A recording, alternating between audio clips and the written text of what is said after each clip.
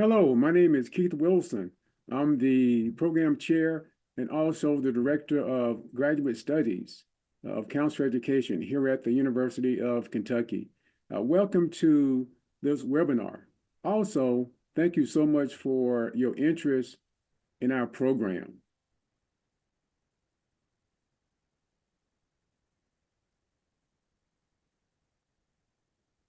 This is the outline for today.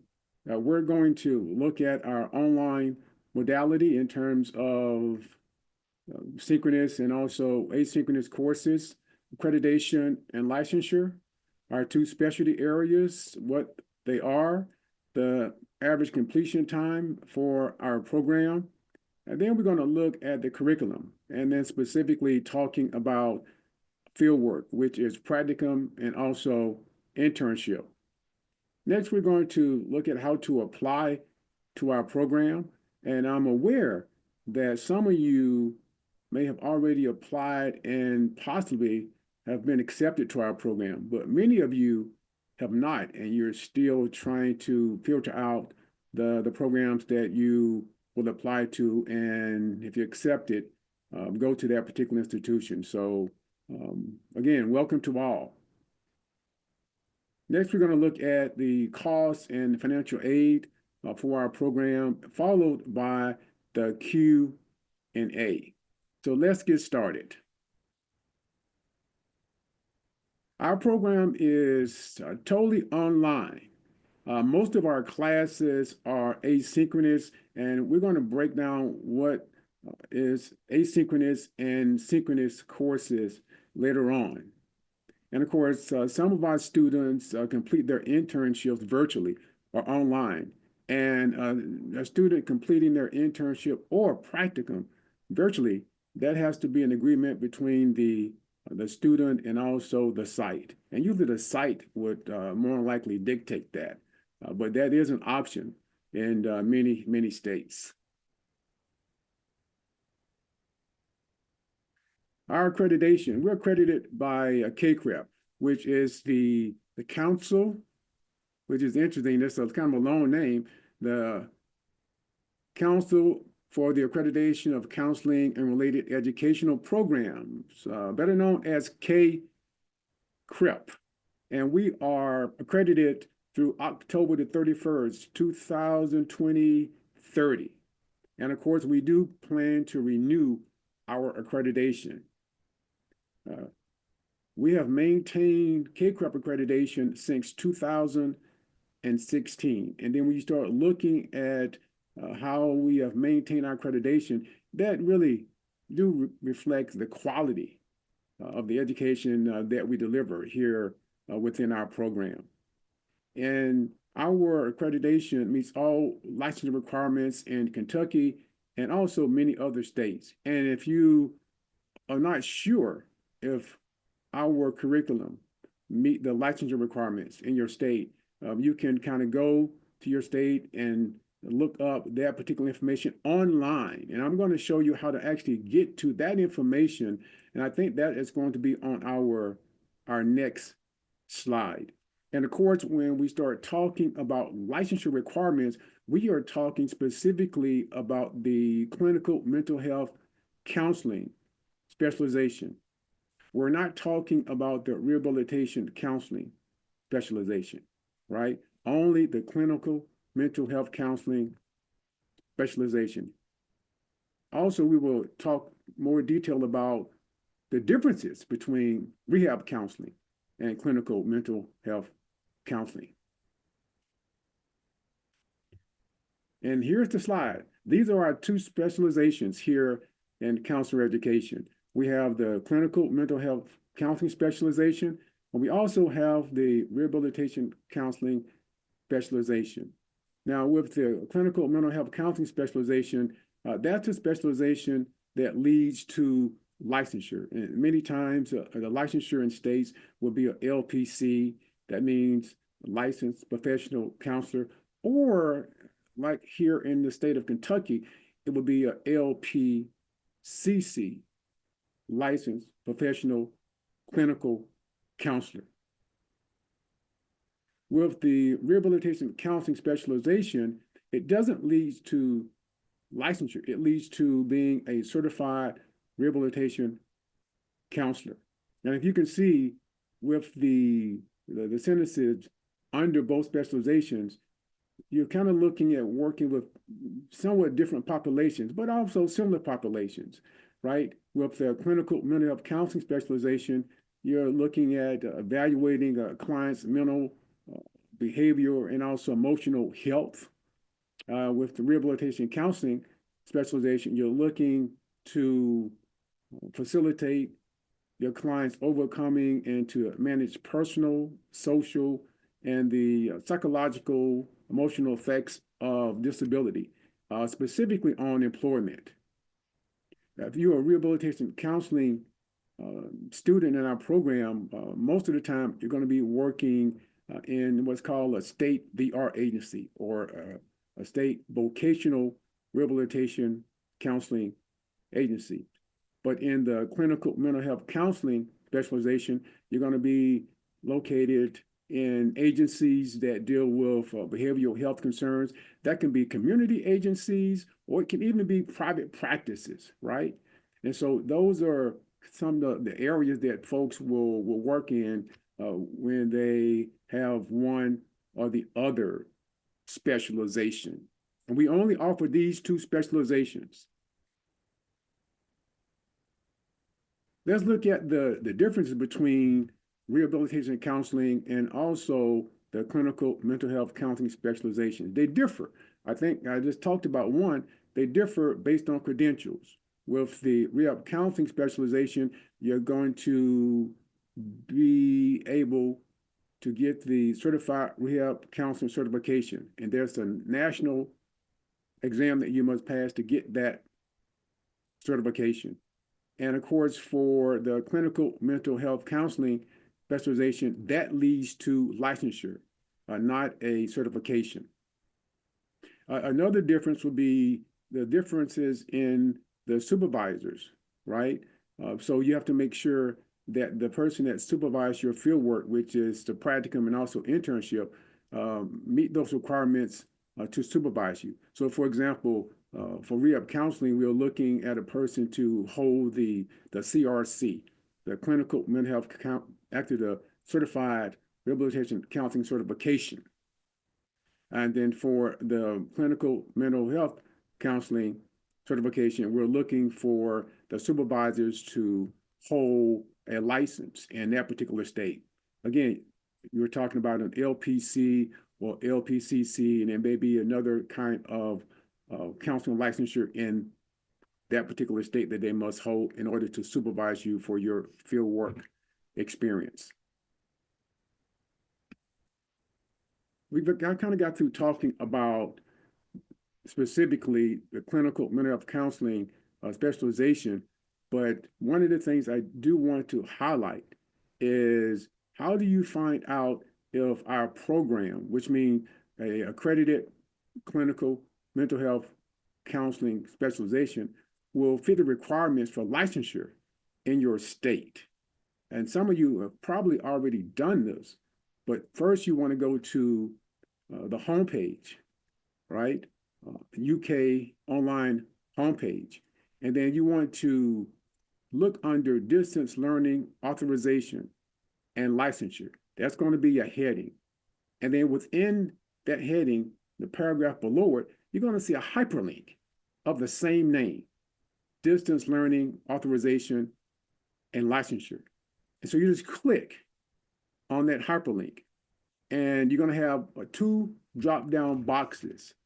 And on the first drop-down box, you're going to see select a program. You're going to select counselor education, clinical, mental health. In the second drop-down menu, you're going to select the state that you're interested in, right? So let's say you select Ohio. You click Ohio. And then you're going to see to the far right if our curriculum will meet that state's licensure requirements. So in Ohio, we do meet that licensure requirement. So let's say you are from the state of Florida and you go through the same process. You click Florida, and you're going to see on that far right column, right, does not meet. So we do not meet the state licensure requirements for the state of Florida. Now, there are many ways that you might want to deal with this. One of the things that I usually suggest to students who are really interested in our program is to find out in what ways our program do not meet that licensure requirement for that particular state. In fact, we meet the licensure requirements for most states, but for Florida, we do not.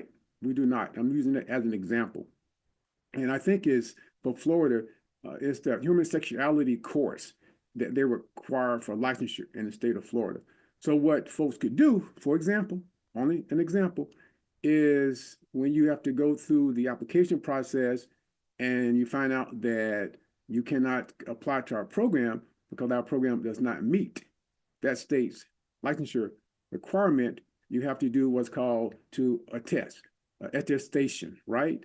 And sometimes what you can do is say, well, I'm not going to be working in the state of Florida, right? And if you say that now, when you attest, then it will, I think, allow you to continue with the process of applying to our program.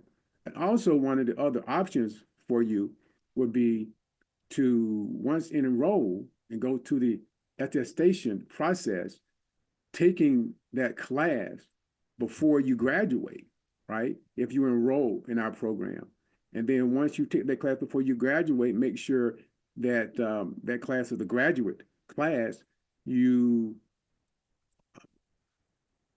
transfer that course into our program, because we do not offer that class not only in our program, but we do not offer a graduate class in human sexuality here at the University of Kentucky. So we will allow students to actually transfer that class, graduate class, into our program.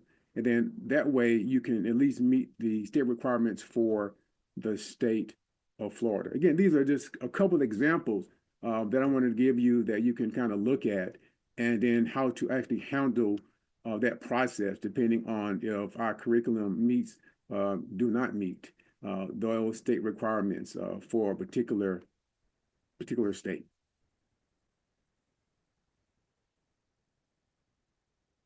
Now, how will we engage students in classes? So 17 core classes we have, which is 75% of the curriculum. And so we have 11 asynchronous courses and we have 6 synchronous courses. And when you start looking at the differences between asynchronous and synchronous, asynchronous courses, the work is completed each week on your own particular schedule.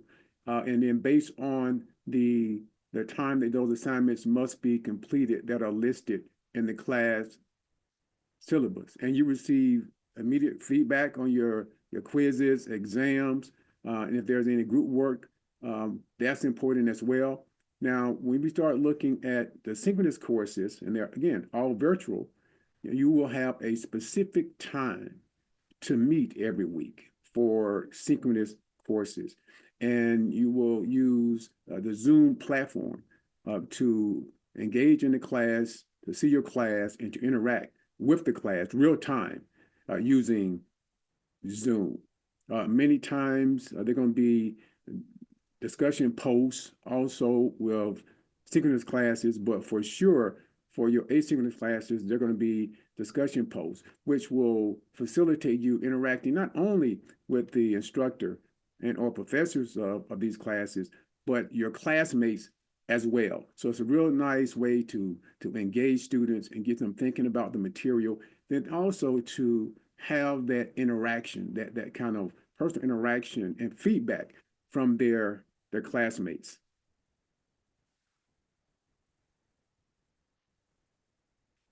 Their completion time.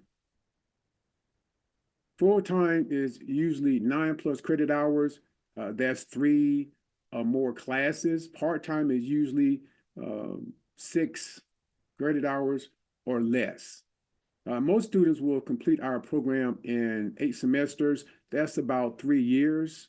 And again, most of your requirements for your courses have to be completed within 6 years, right? And so if your requirements are not completed within 6 years, then you can ask for a 2-year extension.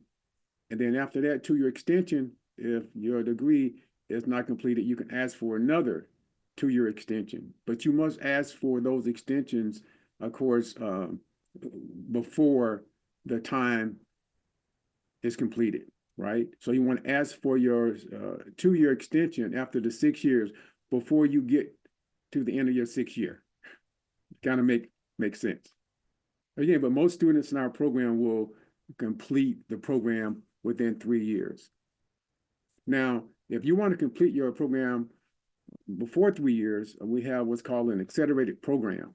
Now, that accelerated program is meant to have you to complete all of your required classes and fieldwork and graduate within 4 or 5 semesters, right? So for rehab counseling, you can complete the accelerated program in 4 semesters, and clinical mental health counseling specialization, you can complete the accelerated program in 5 semesters, right? And the difference between those relative to a semester is that we found out that with our clinical mental health counseling specialization, that many times students are coming into that specialization with not as much experience as folks going into the rehab counseling specialization. And so we've kind of added another semester on for those students to gain the necessary coursework and understanding. So when they graduate, they are ready to go. Now, I mentioned about the accelerated program. That's totally up to you as a student. How many courses you take a semester, totally up to you. You can take 2 semesters, you can take 4 semesters, but in the accelerated program, to get out in 4 semesters, rehab counseling, and 5 semesters, clinical mental health counseling, you have to take between 13 and 15 semester credit hours a semester. And we offer our curriculum fall, spring, and also summer. So actually, we are full-time, a full year program. Another thing that's important relative to the curriculum is our fieldwork, which we call, of course, that's practicum and also internship. Usually both of the fieldwork courses are 1 semester. However, every now and then students cannot complete their fieldwork in 1 semester, and so we allow students to take a couple of semesters to complete their fieldwork. Of course, the student specialty and also the supervisor credentials are part of the process of approving the fieldwork placement for the student. And yes, current employment can be used for your fieldwork placement. That means your internship and or practicum. And when you're talking about fieldwork, this is where specifically we're talking about clinical mental health counseling specialization. You want to make sure what kinds of fieldwork would be acceptable, for your particular state. Usually that's not a problem, but every now and then, you may have a state that would say they may not accept virtual fieldwork experiences. I think we only run into that problem only once. Only once. That was about 4 or 5 years ago, and you know how states may change requirements for licensure that might have already been changed by now. But that's just nothing more than a head up. The practicum is 200 hours and the internship is 600 hours, as you can see on your PowerPoint there. But what you don't see is for the practicum, you have to have 80 kind of direct hours, right? And for the internship, you have to have 240 direct hours. And this information is all outlined once you get ready to take the field work. In terms of direct hours, indirect hours, what kinds of things will count for direct and indirect hours. And I would like to say this as I pause. that for students accepted into our summer and also fall cohorts, we're going to have a mandatory orientation. It was going to more likely be in April, maybe the end of April. And we're going to talk about the fieldwork more specifically in terms of what considered direct hours and indirect hours and all that kind of good stuff. So our mandatory orientation will really facilitate your time in the program. And we urge all of our acceptance students to make time for that 1 hour mandatory orientation to our program. How do you apply? Well, of course, the application is due April the 1st. And so that's just around the corner. And so please get your letters of recommendation in. You need 3.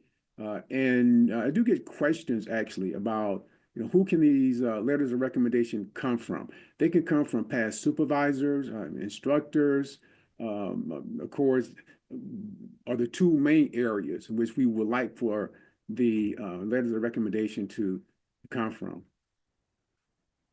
And you only have to submit their email addresses, and the persons who will be recommending you will submit that in a portal.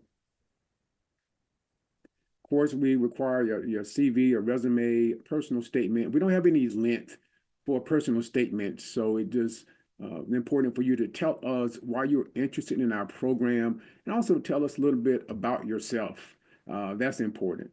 No interview this semester. We haven't had interviews for students that we were looking at admitting for almost 3 years. Our program has grown a great deal in 3 years. In fact, you may be curious about what's the ratio of admitting rehab counseling students and also clinical mental health counseling students. We have about 170 students in our program, right? And that's from last year before last, because folks are going at different rates to complete the program. But for every 10 students that apply to our program, going back the last 3, maybe 4 years, 9 students are selecting clinical mental health counseling specialization. For only 1 student, rehab counseling specialization. So our program is heavy with students who are in the clinical mental health counseling specialization. Lastly, to round out how to apply, we don't require any GRE scores, and so that's a good thing for many. Cost and financial aid.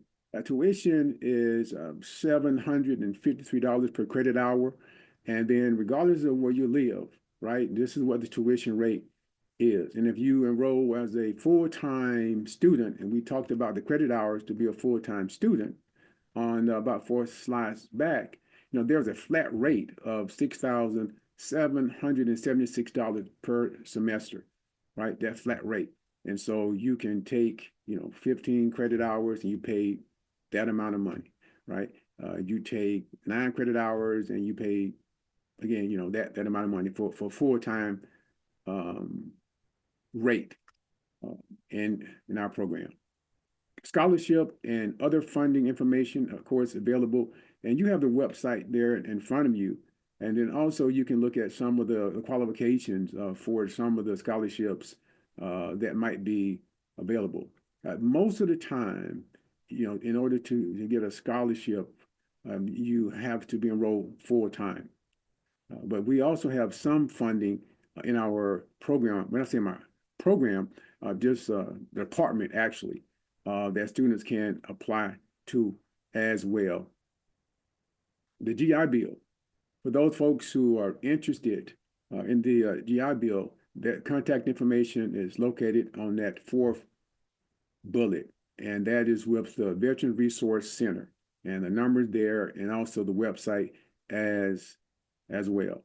And you have to complete these forms once every semester. So don't forget that. You're talking about the GI Bill. These forms must be completed every semester. we're at the question and answer period here. That was very quick in my head. That was very quick in my head. Good folks, if you have any questions, you can put them in the chat, and I will see if I can answer these questions for you. Yes, the completing of the program in 3 years is based on both maybe part-time and full-time, because I think it's very difficult to be able to complete it in 3 years if you're taking only 9 credit hours. But sometimes you may be able to do that, right? So more than likely you're a full-time student, not a part-time student. So I would say you're taking at least 9 hours, probably maybe 12 hours, right, to complete the program. Can you provide a little more detail on the accelerated program? Okay. Is there online? Okay, hold up. Is there online sample? Would the course load be like? Yes, for the accelerated program, you're going to be taking between 12, 13 to 15, 16 credit hours a semester. And more than likely, you're going to probably eclipse, maybe that 16 credit hour, maybe only once in order to get an overload. But that's going to be the general amount of credit hours you're going to be taking a semester to finish up. And again, we do have courses that are mandatory that are offered in the summer. Are the classes that I take before being accepted in the program, are there classes that I can take for? Yeah. Yes. Are there classes you can take before being accepted into the program? And can you use those classes for the degree? Yes, you can. Yes. Many of the courses that we offer you can take actually before you're accepted into the program. Now, the courses that you cannot take before you're accepted into the program are the fieldwork courses, right? The internship and the practicum. You can't take those courses. And I think those are the only 2 courses. We do have some prerequisites, some prereqs for some courses. And what we do, we typically allow students to enroll in those courses, and we have maybe a brief meeting with them if I'm your advisor, about the pros and cons, maybe taking a course without the pre-work. But most of the time, students do not have any problems taking courses that have prereqs, right? And then they did not satisfy that prereq. So we usually allow students to actually enroll in those courses. But again, I want to kind of go back to, you cannot take the fieldwork courses, right? The internship or practicum. And you also cannot take the fieldwork exam. That exam, once you have taken 4 specific courses, and all this information is kind of detailed in our handbook, you are eligible to take the fieldwork examination. So you cannot take the fieldwork exam without being student accepted in our program. That kind of brings me to another point. What if you're going to graduate in the fall from your undergraduate institution, and you want to enroll in our program in the spring? Well, we do not have admissions, right, in the spring, right? Our admissions start the summer and the fall because the April 1st deadline. So what you can do is you can apply for the post-baccalaureate status. We call it a post-bac status for the spring. So you graduate in the fall. You apply for the post-bac status in the fall to take classes in the spring. So you can begin taking your classes for the program in the spring under the post-bac status. Now, when you enroll as a post-bac student and you're accepted as a post-bac student, you're not accepted by the program. You're not accepted by the counselor education program. You're accepted by the graduate school at the University of Kentucky, right? So when you apply, get admitted to the post-bac program. You start taking classes that spring. Make sure that you, again, apply to our program, not the graduate program of the post-bac admission status, but you're going to apply to the counselor education program to be formally admitted to the counselor education program. And those classes that you have taken in our program as a post-baccalaureate student will transfer in to the program, right? They will transfer into the program, but you got to make sure that you receive a B or higher, right? In courses. That's important. Are there classes that I can take before? Oh, yep, I answered that, I think. Okay. Yep. So what are the difference between indirect and direct hours when it comes to practicum and internship? Again, we're going to talk more about the differences between indirect and direct hours during the orientation, but I can tell you some of that right now. So direct contact hours are usually when you personally involved, engaged with your client. You might be, counseling, group supervision, interacting with your client, showing them how to develop resumes, create resumes, those kinds of activities. Now, indirect kind of hours usually talk about, paperwork, you may be involved in, and things that may not be um, directly involved with the client, but kind of away, right, from direct contact with that particular client. And then depending on the specialization, clinical mental health counseling or rehab counseling, those activities, some of those activities might look a little different. Okay, can we share about what kind of connections we have with placement sites for clinicals? So one of the things that we've started to do, and I think we started this list last semester, we started to compile a database of practicum sites and internship sites that all of our students were placed in.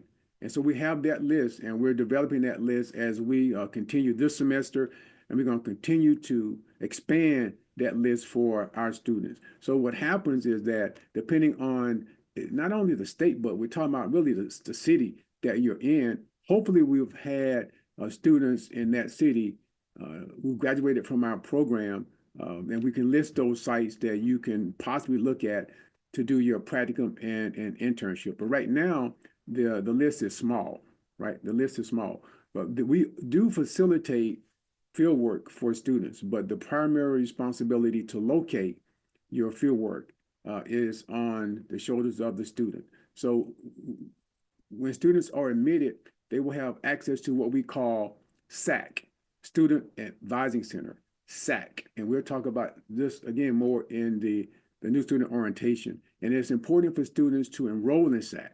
And so they will send myself or their advisor their student ID number, right? Or their link blue number. And we will enroll that student in SAC. Now, when you're in SAC, again, the Student Advising Center, there's just a lot of resources for students to look at, right? The details of how to find a practicum internship site, the credentials that your supervisor will need to have in order to supervise you, right?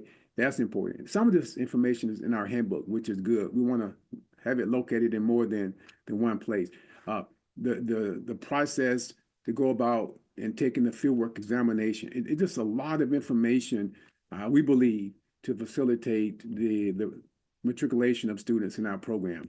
So keep in mind that once you're admitted to our program and you're attending new student orientation, we're going to encourage students to enroll in SAC. And so you can enroll in SAC by yourself. You need a person to actually facilitate that enrollment. Usually that's me, actually. Sometimes your advisor would do it, but I tell the advisor and the faculty members to kind of, send me the students' link blue login or their student ID, and I can register them to SAC with no time at all. Okay, we have a question here. If I've taken a class at a CACREP-accredited program that was only half a semester long, is there any chance of transferring in? Half a semester long. No, you want to have received a grade of a B or higher from that class. If you receive a grade B or higher from that class, then you can transfer that course in. And my assumption is that you probably didn't receive a grade for it if it was a half a semester long, that you didn't complete the course. That's my assumption. I don't know. Um, this brings me to at least another observation. If you're transferring in credits, you can transfer in some credits from other programs, specifically if they are CACREP accredited programs, right? You can transfer some courses to our program, and that process is located in our student handbook. That's also on SAC. But make sure, if at all possible, that those classes are on a semester basis, not a quarter basis. Most institutions right now are on semester, but we do know that there are a few that use the quarter system opposed to the semester system. It's a little more difficult to transfer those courses in from a quarter system. But if you ever run into that and you do have a class that's CACREP accredited that you are thinking about transferring in, and it is on a quarter system, just email me the class, and then we can go from there. But first, look at our handbook, because there's a process for transferring class in our handbook. Class is actually in our handbook that you want to follow, because it's going to facilitate what you need facilitated, which is, transferring a class into our program and having that class to be accepted in our program. I just finished a master's in social work. Any of those classes carry over? Yes, uh, we can accept those classes from social work. Probably the only class or classes it would be under electives. Yeah, they'll be under electives, social work. I would like to say that social work is the only program that we would accept classes from. Um, yes, yes. Otherwise, it have to be a CACREP accredited course. And so if you're in the clinical mental health counseling specialization, transfer that class from social work. Uh, Clinical mental health counseling students only have room for one elective. So we are talking about transferring in that one class for an elective that you don't have to take, but you're already taken as a social work student. I am still looking through the chat here. Okay, I'll be graduating March to 26. Can I apply after March 26?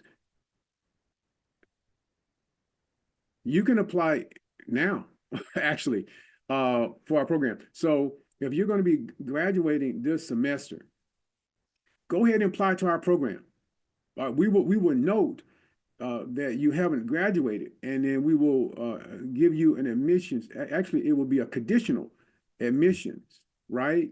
Most of the time, that conditional admissions would be, once you have graduated, you need to send an updated official transcript, right, to the university, and then that conditional admissions will be waived off, and you can be admitted. You can be admitted without the condition. So yes, by all means, if our program is for you and you're graduating this semester, apply fully. Apply to our program.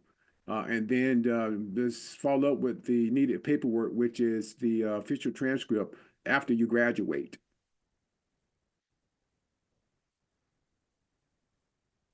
What would I say about a person who's on the fence between getting a master's in social work and counseling? Now, Why do you have to ask that question? You know what I'm going to say. I'm going to say, don't be on the fence. Come over to the counseling side. I'm sorry. There's one that said that, asked that question. Yeah, yeah, come over to the counseling side, right? And one of the differences sometimes in terms of the counseling and social work might be some of the locations, obviously, that if you have a master's in social work that you might be working opposed to in counseling, right? So folks with a master's in social work might be working in many of your social service agencies, right? Where you are not required to be licensed, not even a licensed social worker, right? Not a licensed social worker or a licensed counselor. I'm thinking about maybe the Department of Family and Children Services might be one of those locations that you would tend to see more social workers than folks in counseling.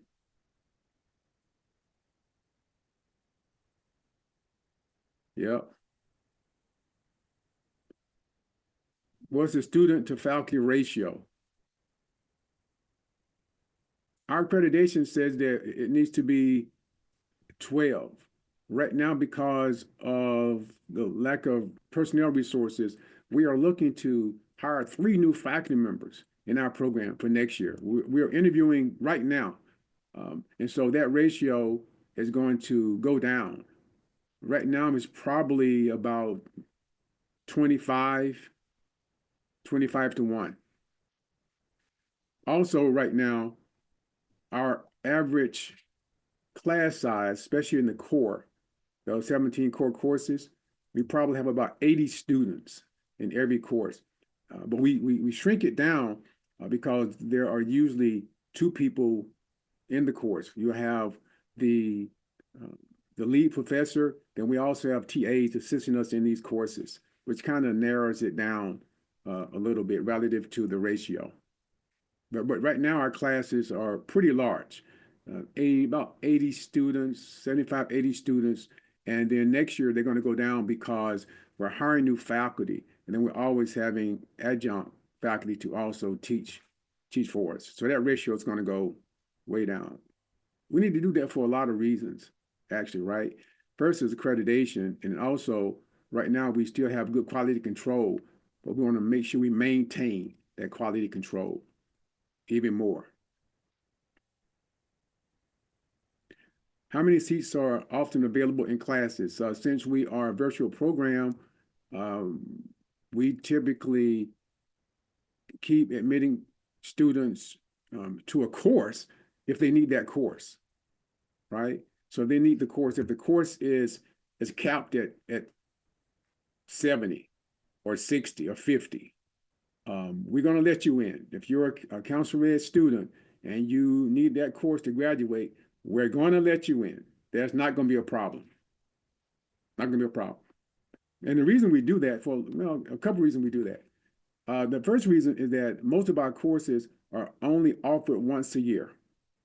And because our courses are only offered once a year, most of our courses, the fieldwork courses are not. And then we have drug alcohol dependency course, 540 course. That course is not. Those 3 courses are offered more than once a year, but every other course in our curriculum only offered one time a year. So if a student miss a course that they need to take the fieldwork exam, they miss one of those 4 courses throughout the year, they have to wait the following year to take that course so that they can take the fieldwork exam. Now, you can be actually presently enrolled in a course. You can have 3 courses done, but you're presently enrolled, let's say this semester, in one of the required courses to take the fieldwork examination. And you can take the fieldwork exam because you're registered for that course, you're enrolled in that course. And then we'll check to make sure that you have at least a B in that course before the fieldwork examination. Now, once the application is completed, there's probably about a 3-week review period. First, the application comes to the program. Our faculty review the applications. They were reviewing applications up to probably this month, the beginning and the middle of the month. And then that it comes to me, right? Once our faculty review the application, it comes to me being the program chair and the director of graduate studies. I look at the applications and hit a button with my comments, and it goes to the graduate school. We don't know once you get to the graduate school what that time is, but I would think it's not very long. It's maybe a couple of weeks or so. So I would say from your completed application to acceptance, I would say about a month. But right now it's going to be closer to a month because I think the deadline is approaching and people are reviewing the applications a lot sooner, right? Especially with our faculty. So we're getting over to the graduate school as soon as possible.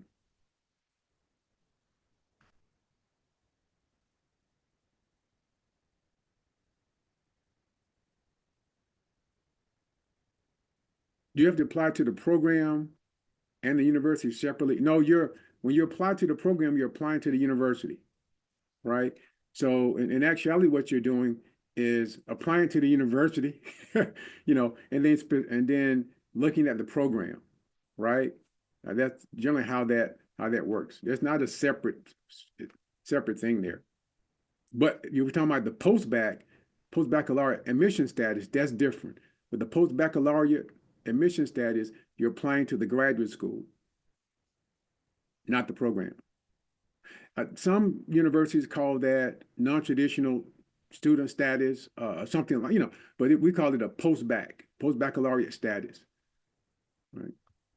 And then applying directly to the program, you're applying to counselor education, and that's going to be in the drop-down menu when you apply. Always check the deadline for the post-baccalaureate admissions status relative to the deadline, right? Because those deadlines might change. Our deadline to apply to our program is April the 1st, always April the 1st. How can we apply for the counselor ed program? We've already applied and been accepted into the grad program. In the grad program, you've been accepted into I'm not understanding the question here. Have you been accepted into so the grad program says that you've been accepted into a specific grad program.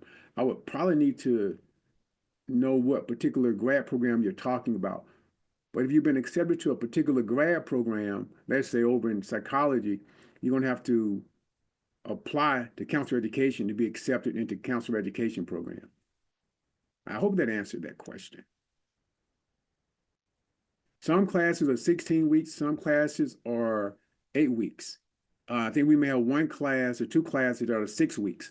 In the summer, classes may be a little shorter. Some classes might be a little shorter in the summer. Even the typical 16-week courses will be a little shorter in the summer. They may be 15 or 14 weeks. But generally, we have 8-week courses and 16-week courses. No, you can apply. You can apply to our program before you complete your baccalaureate degree. You can apply to our program before you complete your baccalaureate degree. Most students apply to our program when they're in their last semester of their baccalaureate degree. That's probably more appropriate. Still looking through the comments. Thanks for your help, Misha. Thank you, thank you, thank you, thank you. Yeah, thank you, thank you. Yes, if your grade point average is below the required grade point average for the graduate school in the program, which is 2.75, there are exceptions that we make. So because you have lower grade point average than required grade point average, I would still encourage you to apply to our program.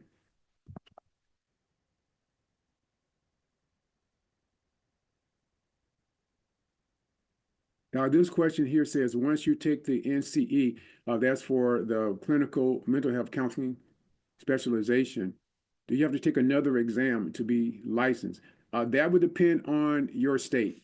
you want to go and look at the licensure requirements for your state.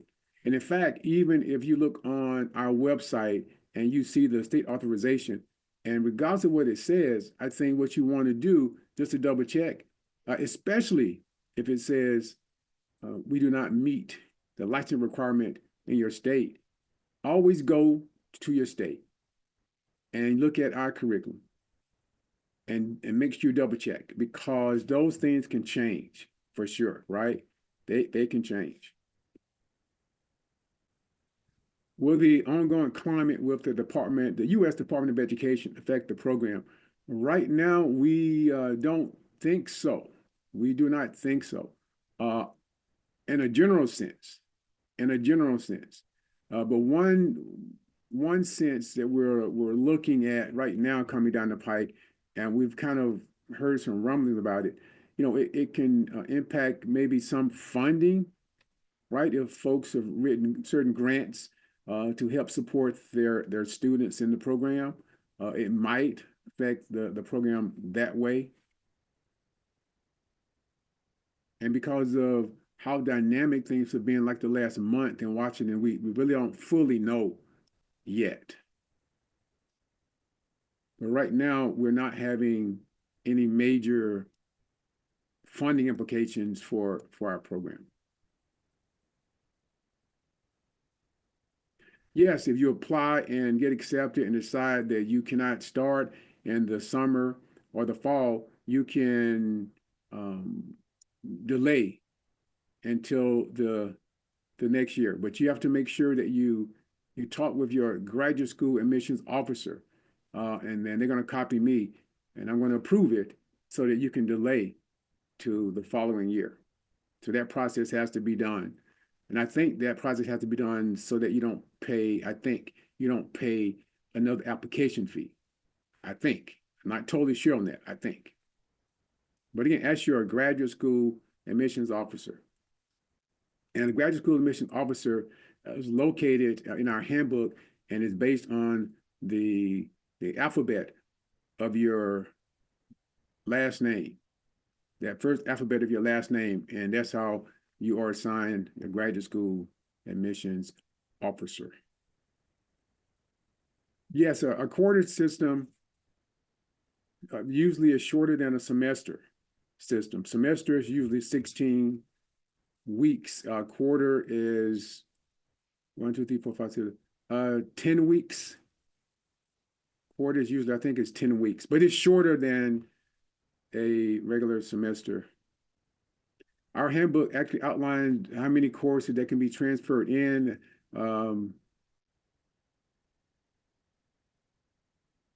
Yeah, it's usually I think that is 12. We have 9. I think that's 12 credits can be transferred in. Double check the handbook just in case. I always tell people double check, double check, double check. So that gets you to look at the handbook and other information that you might find interesting, and you kind of know that as well, even though when I might know the answer to a certain question. But yeah, yes. When you start taking credit hours, that includes the field work as well, infuse practicum and internship courses. Yes. I don't know how long it takes for university to process transcripts. I would think about 2 weeks, but I don't know for sure. Contact your graduate school admissions officer, and they will be able to let you know that. I don't know the date when the summer semester begins. I think is May, the second week of May on a Monday. Usually the second week of May.